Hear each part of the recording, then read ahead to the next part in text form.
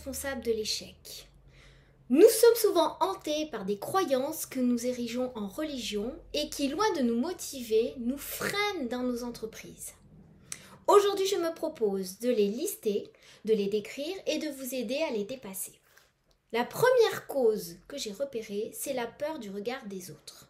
Nous avons peur de ce que les autres vont penser, de ce qu'ils vont dire, en particulier si nous échouons. La peur du regard des autres nous empêche souvent de nous engager pleinement dans l'aventure. Mon conseil est donc le suivant. Prenez le contre-pied. Au lieu de taire votre projet, parlez-en autour de vous. Faites état de vos difficultés, de vos avancées et de vos découvertes. Plus vous en parlerez, plus cela deviendra concret et plus cela se rapprochera de vous. La deuxième croyance limitante est une motivation irrégulière. Alors, question, où puise-t-on notre motivation? Votre motivation, vous allez la trouver en vous, mais également autour de vous. Cherchez une motivation qui va vous permettre d'avancer. On a tous en nous ou autour de nous des leviers qu'il suffit d'actionner pour nous donner envie de nous lancer dans des aventures. S'agissant de l'agrégation, réfléchissez au pourquoi vous souhaitez la présenter. Peut-être s'agit-il de gagner plus, de travailler moins, peut-être visez-vous un poste au lycée ou envisagez-vous de travailler à l'université, peut-être s'agit-il tout simplement d'un défi personnel. Quelle que soit votre motivation, visualisez l'objectif. Imaginez une seconde l'impact que ce projet aura sur votre vie et sur celle de vos proches. N'y a-t-il pas là une très belle motivation? Cause numéro 3 que j'ai pu repérer, vous êtes hanté par un échec du passé. Il vous faut donc combattre un souvenir. Peut-être s'agit-il d'une parole d'enseignant, la parole d'un proche, d'un collègue, voire peut-être même d'un élève. Mon conseil est le suivant. Soignez-vous, pensez vos blessures. Mieux, faites de cet échec un tremplin. Servez-vous de cette expérience comme d'une force. Essayez de comprendre ce qui a dysfonctionné. Essayez de comprendre ce qui, à l'époque, vous a entraîné sur la voie de l'échec. Et puis, changez de perspective. Rien n'est immuable. Changez le cours de votre vie. Cause numéro 4. Vous abordez le problème toujours de la même manière. Bon, est-il utile que je souligne que si vous faites de la même manière, vous risquez d'avoir le même résultat. Au contraire, là encore, changez de stratégie. S'agissant de l'agrégation, vous avez échoué 2 fois. Demandez vos copies. Faites-vous relire. Changez peut-être de formation ou de manière de travailler. Voyez ce qui a manqué. Puis, travaillez précisément le point où vous avez failli. Cause numéro 5, l'impuissance apprise. C'est de loin la cause la plus triste. Vous avez intégré consciemment ou inconsciemment que ce projet n'était pas pour vous. S'agissant de l'agrégation, peut-être êtes-vous persuadé de ne pas avoir l'étoffe. Donc, cela ne vaut même pas la peine d'essayer. Vous avez très certainement un problème de légitimité. Or, il y a une place pour chacun d'entre nous. Allez chercher cette place. Vous serez ce que vous voulez être. Cause numéro 6. C'est un peu la conséquence de la cause précédente. Vous n'osez pas remettre en jeu votre titre. Vous n'osez pas demander de l'aide. Vous n'osez pas passer des oraux. Vous n'osez pas vous faire corriger. Prenez un risque.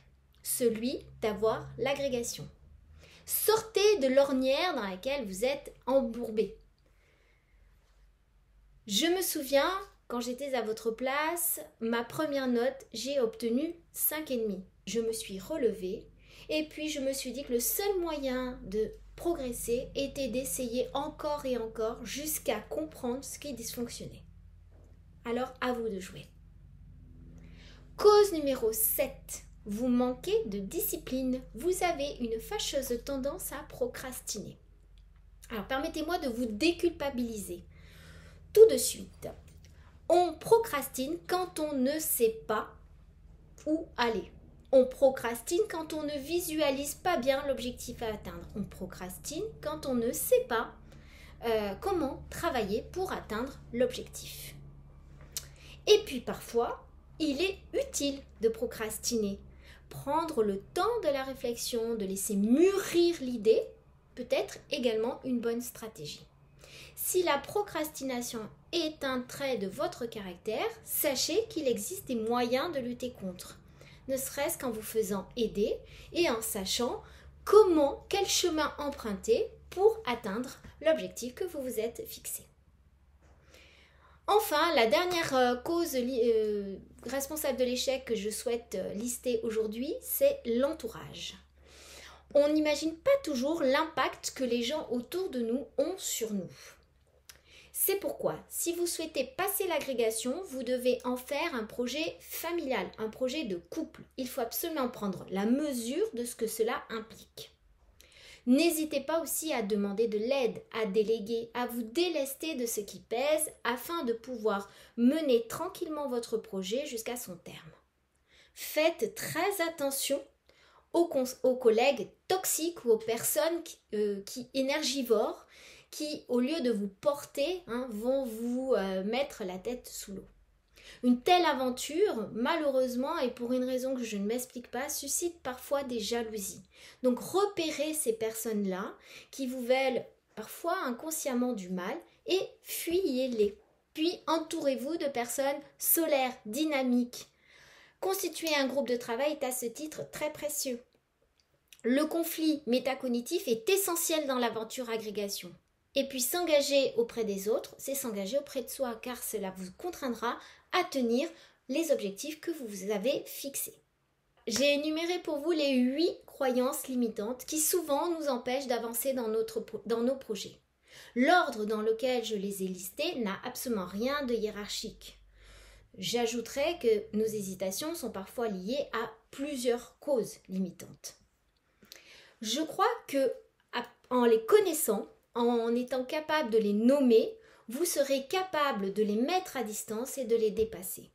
Donc à présent, vous les connaissez, vous savez ce qu'il vous reste à faire. Si vous avez besoin d'être accompagné et guidé, Objectif Réussite, c'est un accompagnement régulier. Ce sont des possibilités de s'entraîner, possibilités nombreuses et variées. Et c'est enfin un coaching à chaque étape. Voilà, je vous souhaite une excellente journée et une belle concrétisation de tous vos projets.